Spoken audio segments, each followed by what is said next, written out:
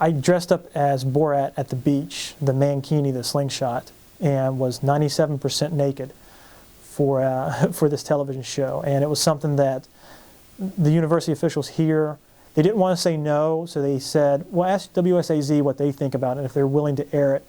And WSAZ hashed it over and got back to me and said, yeah, we have no problem with it, just don't be vulgar or obscene, and we don't see anything wrong with it.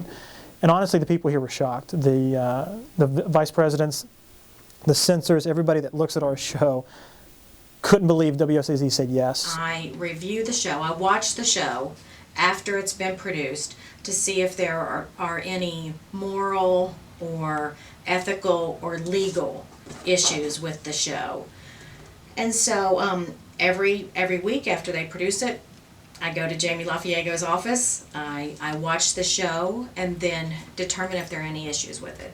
Generally, we can come to consensus about what we're going to do about it. But occasionally, we have to call in a third person, and that third person is Corley Dennison, the Dean of the School of Journalism and Mass Communications, because ultimately, it falls under his purview. If it's something that could air on regular over-the-air television, and it's not something in bad taste and not something that reflects poorly on the university, then usually we'll let it go. If it goes beyond the network standards and practices, then usually we'll say, hey, that probably needs to be edited down. Of course, keeping in mind, again, the program usually airs, the name of the show is Up Late, so usually it airs later at night, and usually standards and practices are not as tight late at night as it is during primetime television.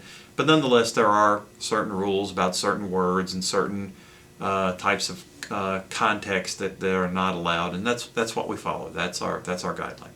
Sometimes I'll watch the show. I won't give Jamie an opinion. I'll say, you know what, I need to think about that. Occasionally, I'll take it to my boss, who's Matt Turner, and say, what do you think about this? If there's something that they'd like me to look at, that they have a question about, then they bring it to my attention. I don't look at every one of them. I'm always interested in the show and always aware of what's in it, but I don't review every one of them. They do that. They review them for content and taste and things of that nature. But if they have a question about it, then they'll bring it to me. And sometimes I'm aware of issues outside of the program or their daily duties that they may not be aware of that could be sensitive. And so I keep an eye out for that type of thing. I think probably if I had one complaint about the show, I think sometimes they go for what I call the low-hanging fruit.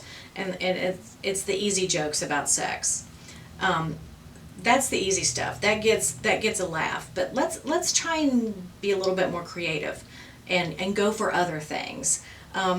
They have produced some really funny skits. The New Yorkers is another skit that they've done routinely that is really funny. And I think that they need to stick sometimes with those tried and true skits and get the laughs instead of going for the low-hanging sex jokes. I think those are sometimes a little bit too easy, and they fall back on that.